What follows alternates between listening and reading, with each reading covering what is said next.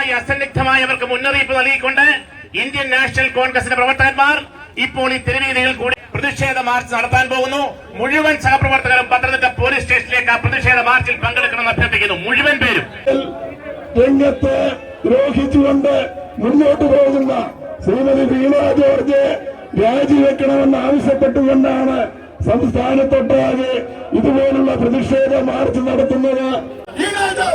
നിങ്ങൾ രാജിവെച്ച് പുറത്തു പോകണം എന്ന് ഞങ്ങൾ ആവശ്യപ്പെടുന്നു. അല്ലാത്ത പക്ഷം ഈ സമരവുമായി ഇന്ത്യൻ നാഷണൽ കോൺഗ്രസ് പാർട്ടി മുൻപോട്ട് പോകും.